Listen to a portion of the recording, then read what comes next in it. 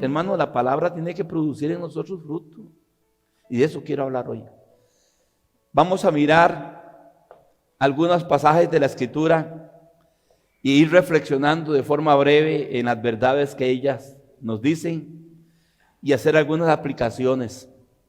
Vamos a hablar de un sólido fundamento en nuestras vidas. Vaya conmigo Deuteronomio capítulo 6, por favor, del verso 1 al verso 9. Deuteronomio 6, del verso 1 al verso 9. Empecemos con ese principal fundamento.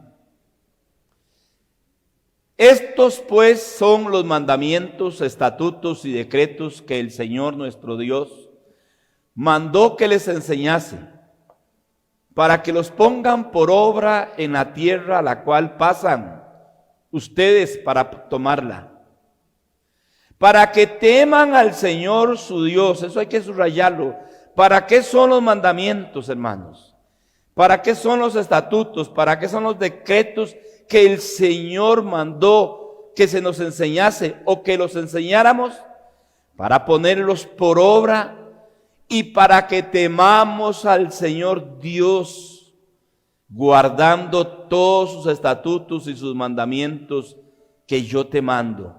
Oiga lo que sigue. Tú, tu hijo y el hijo de tu hijo, 3 generaciones, todos los días de tu vida, para que tus días sean prolongados. La vida de la palabra alarga nuestras vidas, hermanos. Oye pues, oh Israel, y cuida de ponerlos por obra, para que te vaya bien en la tierra que fluye leche y miel, y se multipliquen como te ha dicho el Señor, el Dios de tus padres. Oye Israel, el Señor nuestro Dios. Jesús volvió a repetir eso, hermano.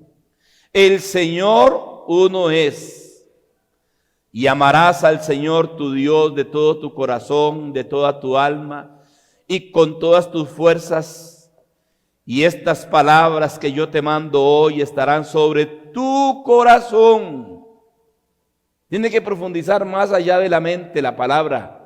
Tiene que ir al corazón para que se pueda poner por obra. Noten cómo él usa la palabra obra, pero lo que está en el corazón es lo que funciona, lo que está en la mente no. Y las repetirás a tus hijos. Oiga esto, hermanos, aquí están los fundamentos de la vida. ¿Dónde florece la vida?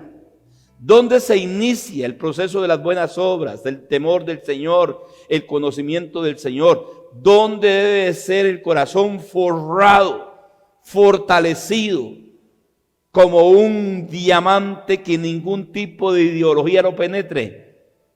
Dice, hermano, estas palabras que yo te mando hoy estarán sobre tu corazón, las repetirás. Oiga el término, las repetirás. Aquí hay educadores y profesores, es un principio. Usted y yo somos formados a través de la repetición.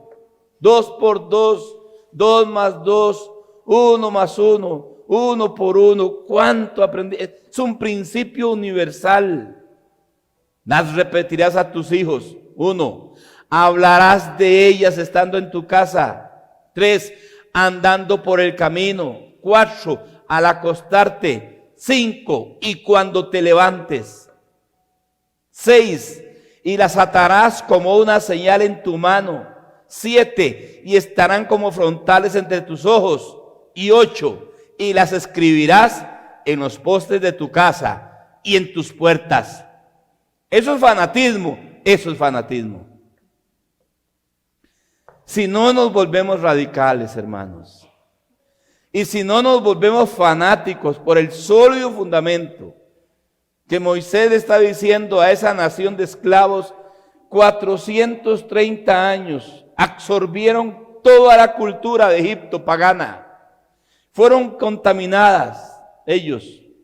Una generación que casi pierde su identidad, pero por la práctica repetitiva que aprendieron desde Abraham cuando Dios se les reveló, eso lo sostuvieron, lo mantuvieron hasta que llegó Moisés.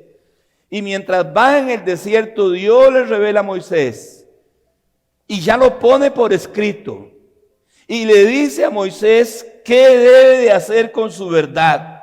¿Y dónde se inicia esa verdad? No en la escuela, ni en la universidad, ni en el colegio. Se inicia en la casa.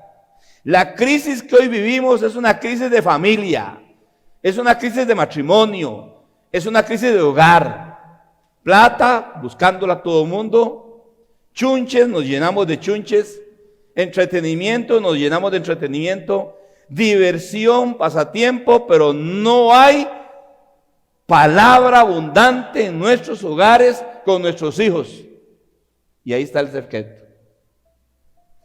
El más alto porcentaje de muertes en carretera no es de ancianos.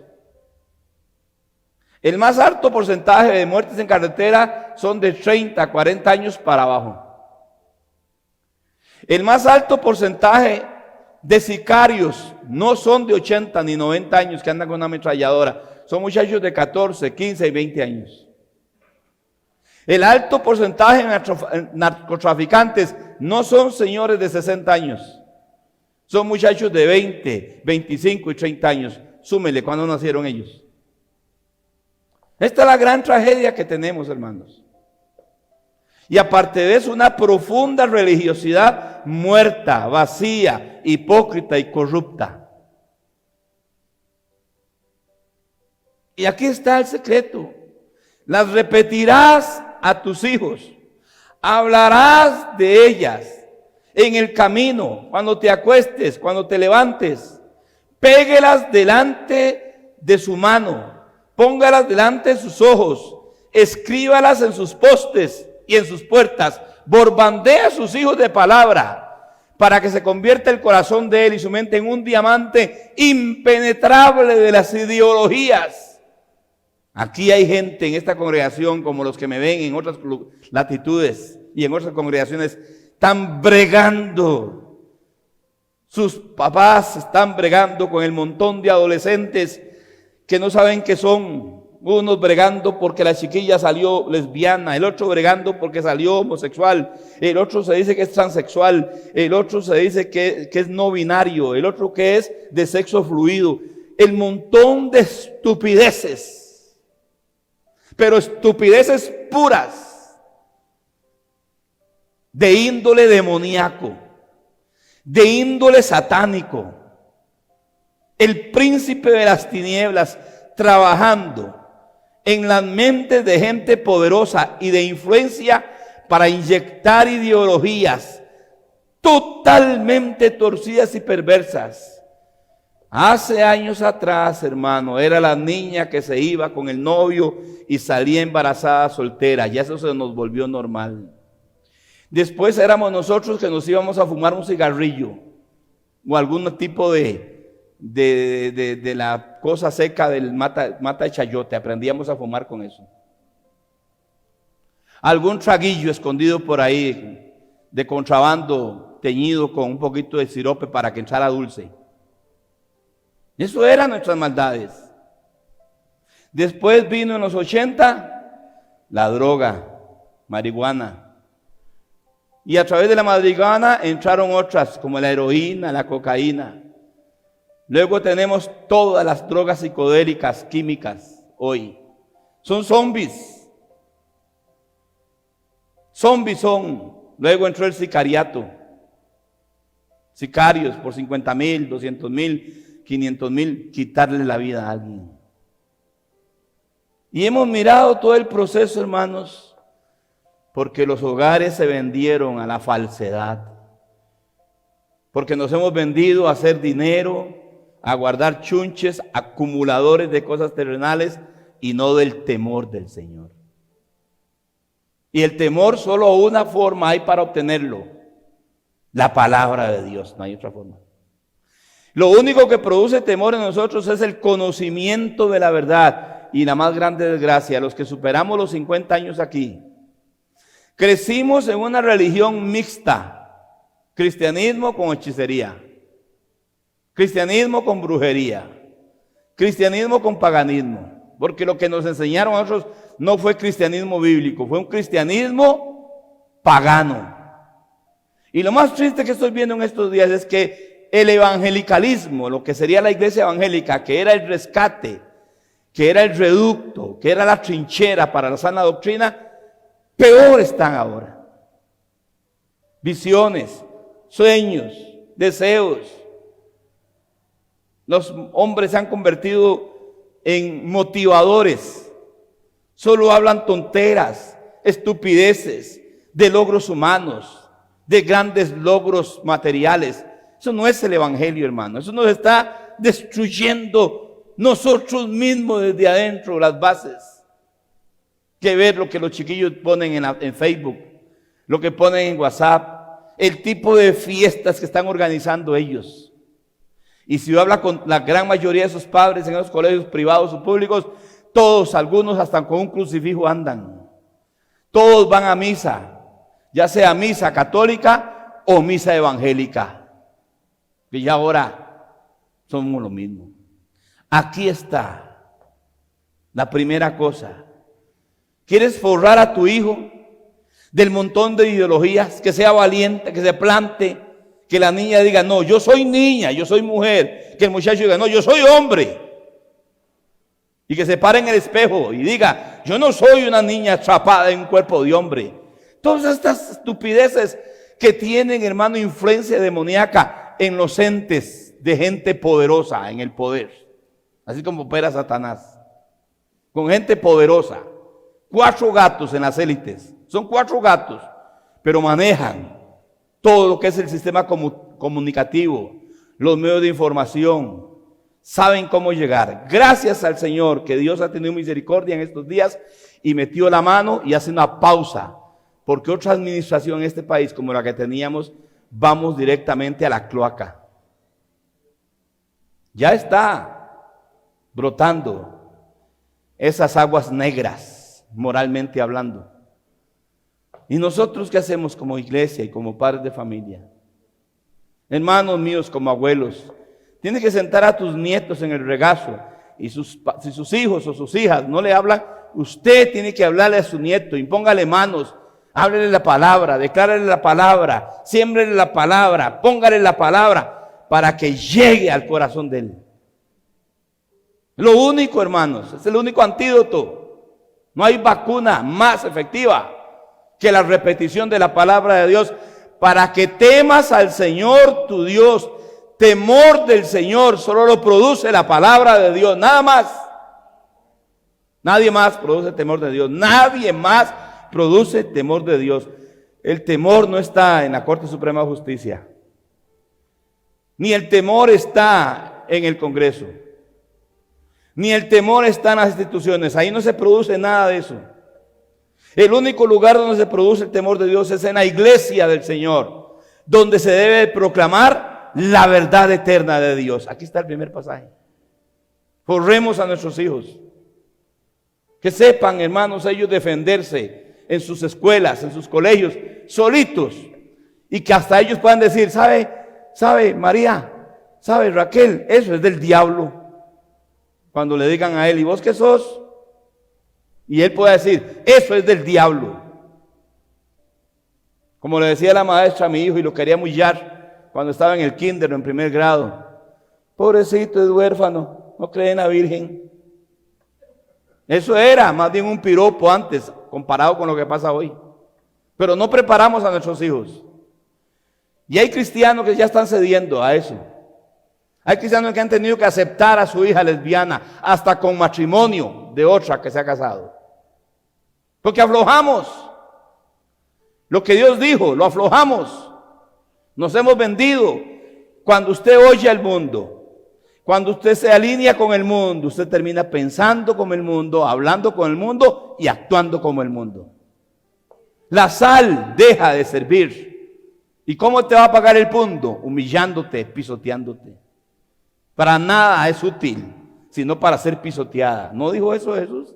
Somos sal. Preservamos nuestra familia. Preservamos esta tierra con hijos e hijas sólidas. Empiezan con piercing, que un tatuaje, que aquí. Y todos los pastores de acá. ¿Cómo? No sabemos que empezamos con cosas insignificantes. Y vea por dónde vamos ahora ya. Vea por dónde vamos ahora, hermano, con cosas tan insignificantes y vea dónde estamos. Muchachas que dedicamos al Señor, que tengo 40 en estos años, nos dedicamos al Señor hoy, son muchachas lesbianas, hasta unidas en matrimonio con otra muchacha. Crecieron en la iglesia y sus padres abandonaron la fe y sus padres fueron flojos. Ahora voy a decirle algo a usted, hermano. No se venga a rasgar las vestiduras si usted fue un irresponsable. Pero si usted oró por su hijo, si usted venía a la iglesia, si usted trabajó duro en la palabra de Dios, paz, porque hizo lo que tuvo que hacer. Su hijo tomó otra decisión. Pero esto es muy importante, hermanos. Creemos que lo que nos va a traer paz es dinero. Olvídese de eso. Josué capítulo 1, versos 7 al 8. Otro pasaje que quiero que veamos. Y este pasaje de Josué me impacta mucho, hermanos, porque Moisés acaba de morir. Acaba de subir al monte y el mismo Señor, Dios le quitó la vida a Moisés. Él le quitó la vida a Moisés.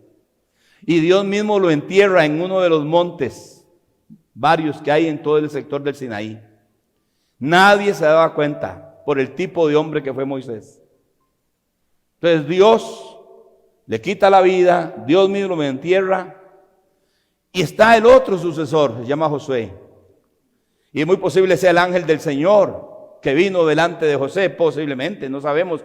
El pasaje del versículo 1 hasta el verso 20 no dice cómo fue que se le apareció en el capítulo 1 de Josué, Dios a Josué, pero sí se nos dice que Dios le habló. Josué tiene una experiencia maravillosa con Dios, pero noten esto. Noten esto que les voy a enseñar. Los neopentecostales tienen que aprender esto porque son los que han podrido más el ambiente cristiano. Los neopentecostales, hermanos, el más grande veneno que se ha metido en la iglesia proviene de los neopentecostales. ¿Quiénes son? Cash Luna, Maldonado, Kenneth Copeland, Benny Hinn. Son movimientos del neopentecostalismo. Nos han podrido ellos porque se basan solo en experiencias. Ojo esta. Aquí está Dios presentándosele a Josué. Josué está teniendo una experiencia profundamente personal con Dios y sobrenatural. Capítulo 1 de Josué. Pero solo le voy a decir 2 versículos, el 7 y el 8. En esa experiencia que está teniendo Josué con Dios, Dios lo va a guiar a un fundamento a él. Vean esto. Dios le dice a Josué, solamente esfuérzate. Verso 7, Josué 1:7. Y sé muy valiente. ¿Para qué? Véanlo. Para cuidar de hacer conforme a toda la ley que mi siervo Moisés te mandó. No dice que te esfuerces, sé valiente y no te olvides de esta experiencia sobrenatural que te estoy dando. No dice eso. Torcemos la palabra. Hermanos, nuestra naturaleza es antibiblia. Nuestra naturaleza es antirrevelación de Dios. Nosotros rechazamos la palabra escrita de Dios. No nos gusta. Queremos algo mayor que eso. Y por eso entraron los demonios, disfrazados de experiencias, parecen piadosas, y nos tienen en un enredo. Es una Babel teológica la que usted ve en las redes sociales, en YouTube y en las iglesias hoy en día. ¿Por qué? Porque no seguimos este consejo. ¿Qué dijo Dios? ¿Qué le dice Dios en esa experiencia? ¿Qué le dice el ángel del Señor? O la voz audible o lo que fuera que está hablando ahí con él es Dios. ¿Qué le dice? Para cuidar de hacer conforme a toda la ley que mi siervo Moisés te mandó. No te apartes de ella ni a diestra ni a siniestra para que seas prosperado en todas las cosas que emprendas. Y luego reitera a Dios. Oiga, es repetición. Verso 8. Nunca se apartará, número 1, de tu boca este libro de la ley. 2, que de día y de noche meditarás en él. 3, para que guardes. 4, y hagas conforme a todo lo que en él está escrito, porque entonces harás prosperar tu camino y todo te saldrá bien. ¿A dónde guía Dios a José? A Josué. ¿A dónde lo coloca? Ya sabe Josué, sígueme buscando porque te voy a dar más visiones. Sigue ayunando porque vendré con profecía delante de ti. Todo esto nos ha dañado, hermanos. Ya el catolicismo es suficiente con todo ese montón de paganismo que tiene. Pero cuando miro los sectores amplios de la iglesia cristiana evangélica y este sector nefasto llamado el neopentecostalismo, es lo más triste y lamentable. Y las multitudes corren detrás de este montón de engañadores. Dante Gebel en estos días dijo, no sé si es pecado o no es pecado ser transexual. No sé si es pecado o no es pecado ser homosexual. No sé, no les voy a decir si es pecado o no es pecado. ¿Usted sabe lo que es pararse delante de un líder con tanta fama que no te diga qué es pecado y qué no es pecado? Eso indica que no está metido en la palabra de Dios, que está comprometido con la fama, con la popularidad y con lo que a la gente le gusta, y que ya está haciendo el ambiente preparado para que llegue quien sea, con tal de tener buena posición, popularidad y buenos recursos financieros. Pero la cristiandad lo sigue oyendo a esa gente. Algunos de ustedes lo siguen oyendo. Qué lindo que habla. Esto no es de hablar lindo, hermanos. Esto es de ser fiel a la palabra de Dios. Vea lo que dice aquí. Dios a Josué. Dios le dijo a Josué. Josué, lo que te va a sostener no es esta experiencia que tienes conmigo aquí. Lo que te va a hacer próspero no es esta visión que tienes. Lo que te va a hacer próspero es que guardes mi ley, que la hagas, que la medites, que la tengas en tu corazón, que no se aparte de tu boca nunca, siempre la palabra. ¿Qué dice Dios? Es la primera pregunta en un negocio. ¿Qué dice el Señor? En un matrimonio. ¿Qué dice el Señor? En una relación. ¿Qué dice el Señor? En finanzas. ¿Qué dice el Señor? Pero no, porque estamos oyendo a un montón de artistas engañadores. Y como queremos oír algo diferente a lo que dice Dios. Esto es, mire el catolicismo que tenemos. ¿En qué paró? En el año 500 después de Cristo. El liderazgo de la iglesia cristiana se cansó de la revelación de los apóstoles y empezaron a oír tradiciones y a poner otras cosas. Y tenemos 1500 años, hermano, de una religión nefasta. Y hace 500 años surgió una reforma para levantar la frescura de la palabra. Y hoy tenemos una Europa atea, con templos cristianos que son museos hoy. Un Estados Unidos que era el vigor, malo, podrido, torcido, sucio, porque abandonaron la palabra del Señor ellos. Y una Latinoamérica, hermanos, llena de brujería, de hechicería, de superstición. Hay cultos que parecen cultos que son más de macumba, de chamanes, que de verdaderos expositores de la palabra de Dios. Lo que te va a sostener a ti es la palabra de Dios, hermano. La ley del Señor en nuestro corazón. Ella alumbra, nos hace sabios, nos enseña. ¿Y si me matan? ¿Acaso su eternidad es aquí? No va, ausente de cuerpo, presente al Señor. O también se le tambalean las cosas. Ay, me acuesto estos días y le digo, Señor, ¿me irás a quitar? ¿Irán a colapsar mis riñones en cualquier momento? ¿Y si colapsan qué? Por lo menos ya firmé para que los demás órganos le sirvan a alguien. Pero ausente de cuerpo, presente al Señor. Pero cuando no oímos esos mensajes, usted se terrenaliza. Y al terrenalizarse usted habla igual que la fuente de afuera. Y piensa que los de afuera. Y actúa como los de afuera. Hasta que perdés tu identidad. ¿Qué está haciendo Dios con Josué? Dándoles fundamento de la identidad. Lo que hizo Moisés con el pueblo, lo que hace Josué. Note esto, hermano. Vamos a 1 Samuel, capítulo 15. ¿Cuál fue la gran desgracia del primer rey de Israel? La gran desgracia del primer rey de Israel. 1 Samuel 15, verso 17 al 23. Y dijo Samuel, este es el profeta hablándole al rey, a Saúl, el primer rey de Israel. Y note, hermano, la frase tan linda. Le dice Samuel a Saúl, porque Samuel lo llegó a amar a Saúl. Era como un hijo para él espiritual. Lo amó profundamente Samuel a Saúl. Y oiga lo que dice Samuel, verso 17 al 23. Pero la primera frase: aunque eras pequeño en tus propios ojos, tímido. Un muchacho tímido era Saúl. También implica humildad. ¿Quién soy yo para ser rey de Israel? Lean toda la historia para que vean. Acomplejado.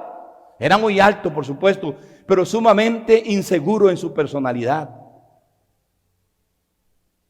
Le dice: ¿no eras tú pequeño en tus propios ojos? Yo me acuerdo, estabas escondido allá en el bagaje. Y el Señor me dijo dónde estabas para poder traerte y ungirte como rey. Pero oiga lo que dice: no has sido hecho jefe de la tribu de Israel, de las tribus de Israel, y el Señor te ha ungido por rey sobre Israel. Y el Señor te envió en misión y dijo: ve, destruye a los pecadores de Amalec y hazle guerra hasta que los acabes. ¿Por qué pues no has oído la voz del Señor? Oiga qué frase. ¿Por qué no has oído la voz del Señor? Sino que, vuelto al botín, has hecho lo malo ante los ojos del Señor. Hermanos, esto es una pregunta afirmativa. Queremos ser obedientes a la palabra de Dios, pero cuando se nos presenta la oportunidad de una buena tajada financiera y económica, se pone a prueba lo que somos. Y ahí mandamos a volar nuestras convicciones con tal de llenar nuestros bolsillos. ¿Esto es lo que está diciendo? ¿Viste el botín y te olvidaste del mandato del Señor? Y eso pasa en el cristianismo. ¿Cómo nos ha engañado Satanás a través del evangelio de la prosperidad? Ha sido algo nefasto, hermano. Tenemos que obedecer la voz del Señor, pero pero aquí y lo otro y allá. Oiga lo que dice. Y Saúl respondió a Samuel. Oiga la respuesta de Saúl. Antes bien he obedecido la voz del Señor y fui a la misión que el Señor me envió. Contradice al profeta. Y he traído a Agag, rey de... Dios nunca le dijo que lo trajera. Dios dijo que lo matara. Porque Agag en la Biblia es un símbolo de maldad, de pecado, de perversión. Y he destruido a los amalecitas. No los destruyó. Mas el pueblo, vea el irresponsable también, ya empieza a culpar a otros. Mas el pueblo tomó el botín, ovejas y vacas, las primicias del anatema, o sea, de lo que está sido maldito por Dios. Recuerden que la palabra anatema es maldito.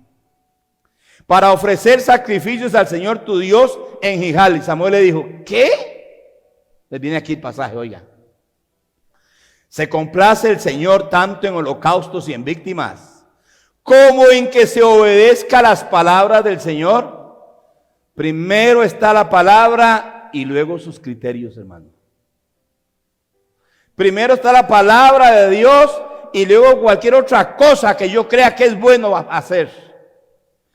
Dios no va a aprobar ninguna obra buena que yo creo que soy bueno si estoy violentando su palabra, hermanos. Ese es el problema que tenemos. Es el gran problema que tenemos. Yo creo en Dios y yo defino los términos en que creo en Dios. No, hermanos, usted no tiene autoridad. Nadie sobre esta tierra tiene autoridad para definir los términos en cómo cree en Dios. Se cree en Dios como Dios dice. Esto es duro. Y por eso tenemos lo que tenemos en este país. Y el tsunami que se está viniendo. Dios ha intervenido en estos días. Pareciera que fue Dios. Todavía no me puedo adelantar. Con un hombre que dice: Dios lo bendiga. Con un hombre que anda diciendo: Dios. Está mencionando a Dios, por lo menos. Lo está diciendo y lo dice fuerte y muy seguido. El otro no decía nada. Es algo horrible, hermano. Ateos. ¿Cómo un ateo se va a parar delante de mí para decirme que si creo en ese ateo, él me va a hacer próspero, justo e inclusivo a mí? Es una aberración. Y eso sucede porque desechamos la palabra del Señor. el temor del Señor, el conocimiento. Entonces Samuel le dice, ¿se complace el Señor tanto en los holocaustos y víctimas como en que se obedezca su palabra? Ciertamente el obedecer es mejor que sacrificios. No olviden esto, hermanos. Y el prestar atención que la grosura de los carneros, porque como pecado de adivinación es la rebelión, y como ídolos e idolatría la obstinación. Note por dónde va él. A una pequeña desobediencia le llama rebelión y la compara con la adivinación. Y la compara con la idolatría, cuando uno se obstina en hacer lo que uno quiere hacer y no lo que Dios dice. Por cuanto tú, y aquí está la sentencia, hermanos. Es el problema que tenemos todos. El problema tiene las naciones. Todas las naciones tienen este problema. Por cuanto tú desechaste la palabra del Señor, Él también te ha desechado. Pero hay algo extraño. Lo desechamos a Dios y seguimos pidiéndole que nos bendiga y que nos ayude. La locura. Es la demencia social que tenemos. Nosotros vivimos, hermanos, en una demencia social. Usted lo ve en Europa, lo ve en Estados Unidos, lo ve en la India, lo ve en África, lo ve en Latinoamérica, lo ve todo. Es una demencia social la que hay hoy. Hago lo que me dé la gana. Creo en Dios y Dios tiene que ayudarme. Tú desechaste la palabra, lo que nos sostiene, sólido fundamento, lo que nos guarda. Dios dice, Él también te ha desechado y no serás rey. Todos conocen la historia de Saúl. Terminó suicidándose. Terminó suicidándose, hermanos. Porque desechó la palabra del Señor y antepuso. Es que a mí me parece, pastor. Es que yo creo que Dios, tienes que pasar mucho tiempo en la palabra. Hermanos, y yo sé que aquí hay gente así, que han dejado de leer la palabra, que han dejado de estudiar la palabra, que han dejado de doblar su rodilla delante del Señor. Aquí hay gente, muchos de ustedes, hermanos, no tienen tiempo ya, porque viven corriendo y tras de eso andan en el carro y no andan ni con la emisora de la iglesia, por lo menos. Porque yo no les voy a recomendar a ninguna de las emisoras cristianas. Ninguna de las emisoras cristianas hoy se las recomiendo a ustedes. ¿Cómo, pastor? Ninguna. Porque todo solamente lo que ofrecen son tiliches espirituales para satisfacer el egoísmo, la avaricia, la vanidad y los caprichos de sus oyentes. Que tiene su celular, busca, pone Radio Centro de Vida y le conecta el celular. Todos tienen buenos carritos que ya se escucha y lo conecta para que vea la música y para que vea la palabra que ustedes tienen en esa emisora cristiana. Buena palabra y buena música. Nada de reggaetón, ni el rock and roll, ni estupideces, ni locutores, nada. Yo le invito, hermano, a que lea que escuche una hora, démele una hora de oportunidad a la Radio Centro de Vida para que usted vea lo que usted aprende ahí. Me cansé. Show, sensacionalismo, espectáculo. Tú desechaste la palabra. Dios te ha desechado a ti. No, tenemos que estar ubicados, hermanos. Segunda Crónicas, ahora ve el contraste. Ve el contraste del otro rey. Primer rey, ¿qué paró? Ve a este otro rey, hermanos. Qué cosa más bella este rey, Josafat. Segunda de Crónicas, capítulo 17, verso de 3 al 10. Voy rapidito. Y el Señor estuvo con Josafat. Qué frase más linda. ¿Cómo empieza el verso 3 del reinado de Josafat? Segunda de Crónicas 17, del 3 al 10.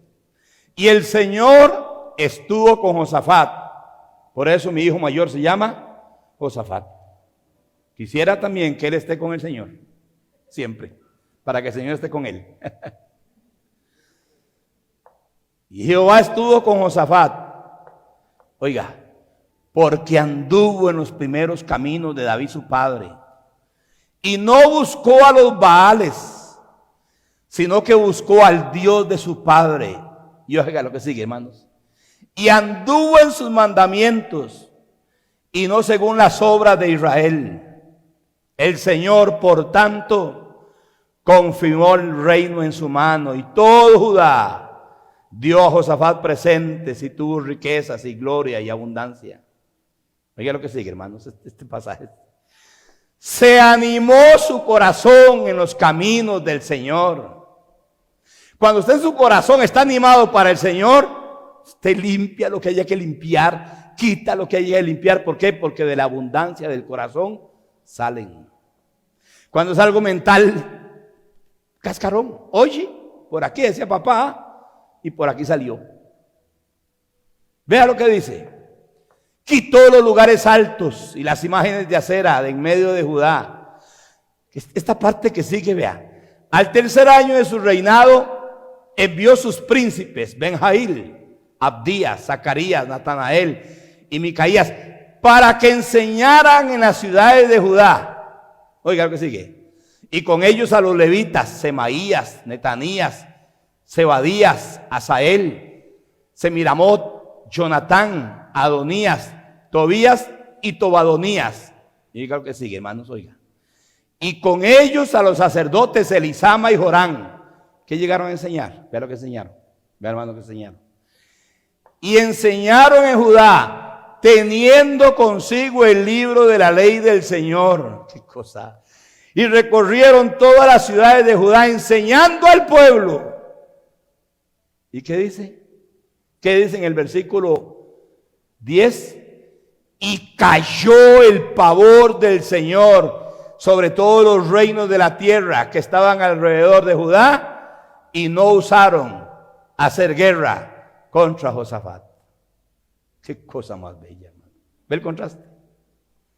Su corazón se animó en Dios y abrió el libro de la ley y llamó a sus ministros. Parece algo que está pasando en este país, parece, ojalá que fuera más profundo el asunto. Y llamó a sus ministros y me recorren el país, porque aquí lo que ocupamos es que esta nación conozca la ley del Señor. Prosperó, hubo un vallado de protección. Lo oímos a este señor que está haciendo algunos cambios en estos días. Están temblando algunas élites económicas y políticas por la podrición de corrupción en las que se han enquistado. Dios está siendo misericordioso porque los otros van a volver al poder dentro de unos años. Ellos vuelven en lo mismo que usted ve en Reyes.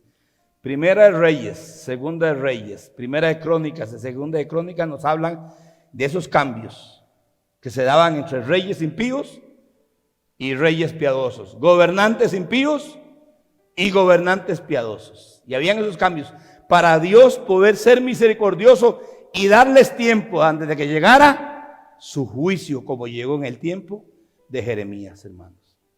Ahora, vaya conmigo al Salmo 1, otra verdad interesante. ¿Ven por qué Josafat le fue bien en su reino? Porque enseñó la ley del Señor.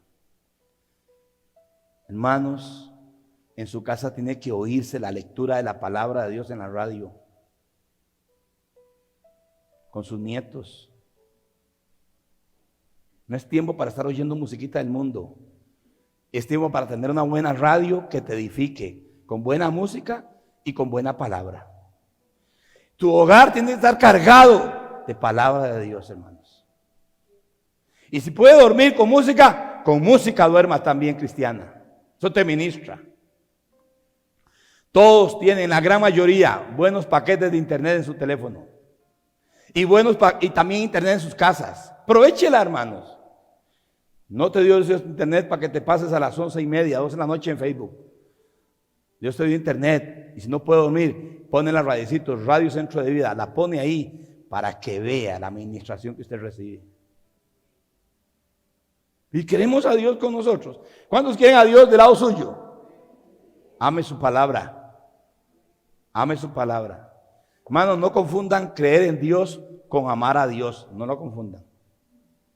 Hoy tenemos gente que dice, Santiago dice que los demonios creen en Dios. Por favor, hermanos. Esto no es de creer en Dios.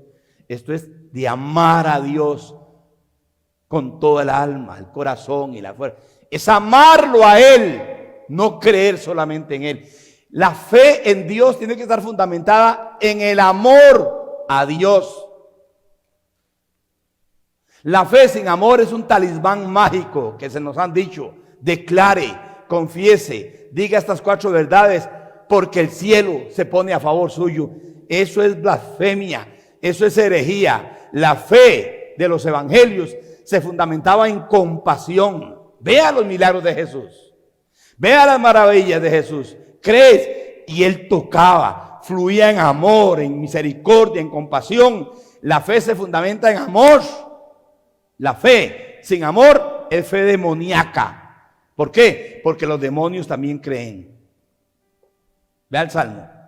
Quiero ir terminando aquí. Bienaventurado, Salmo 1. Bienaventurado el varón que no anduvo en consejo de malos. Oiga esto, hermanos. Ni en silla ni estuvo en camino de pecadores, ni en silla de escarnecedores se ha sentado. ¿Qué dice? Sino que en la ley del Señor está su delicia, y en su ley medita de día y de noche. Será como árbol plantado junto a corrientes de agua, que da su fruto a su tiempo y su hoja no cae. ¿Por qué? Siempre está verde, hermanos.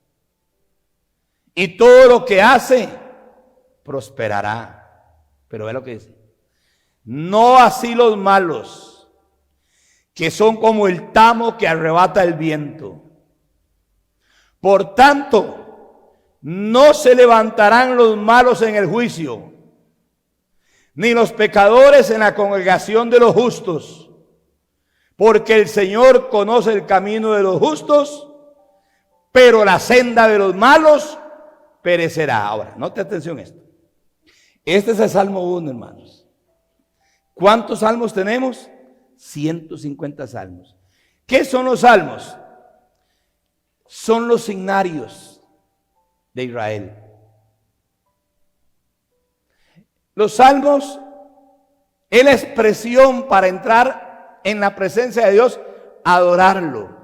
¿Qué es el Salmo 1? La puerta a la adoración de Dios.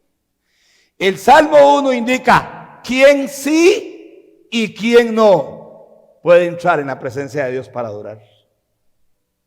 El Salmo 1 es la puerta, hermanos, para adorar a Dios. El Salmo 1 es la puerta para ser acepto en la adoración, en el lugar íntimo, en el lugar sagrado, que es la misma presencia de Dios. El Salmo 1. ¿Y qué dice el Salmo 1? ¿Quién es el que va a ser acepto en esa adoración? El que se deleita en la ley del Señor.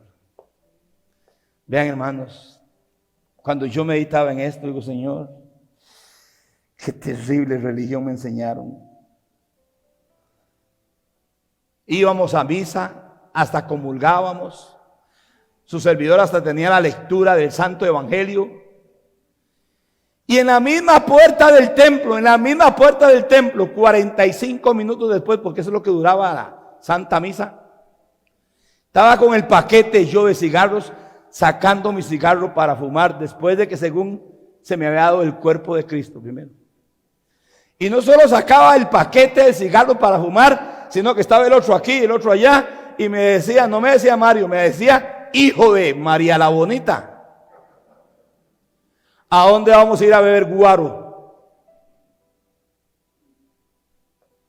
Ni los pecadores se levantarán en el juicio, ni en la congregación de los justos, porque el Señor conoce el camino de los justos y la senda de los malos perecerá.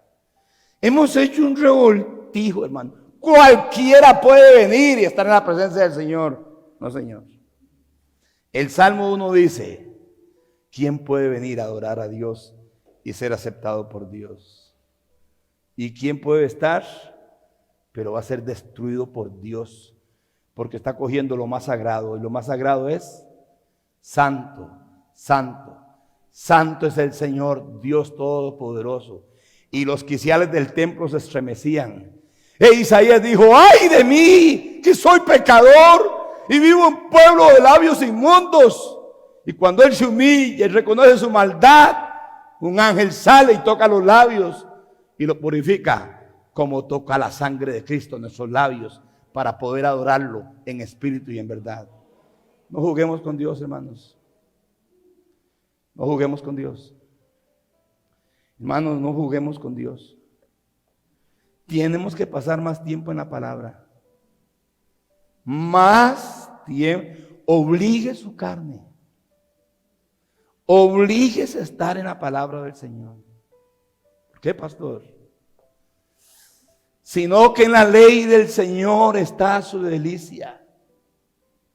Y en su ley medita de día y de noche. Será como árbol plantado junto a corrientes de aguas. Hermanos, ¿cómo está usted? ¿Seco o verde por dentro? ¿Cómo estás? ¿Amas al Señor? ¿Te deleitas en su palabra o te deleitas en ese videito que se los recomiendo, que está en la página del Facebook? El Dios entretenimiento. ¿Ya lo vieron algunos? Está en la página de la iglesia. Véanlo, de A.W. Tozer, del siglo XIX. Él escribió eso en el siglo XIX. A.W. Tozer. El Dios entretenimiento. En eso sí me deleito. No, dice aquí, y en su ley medita.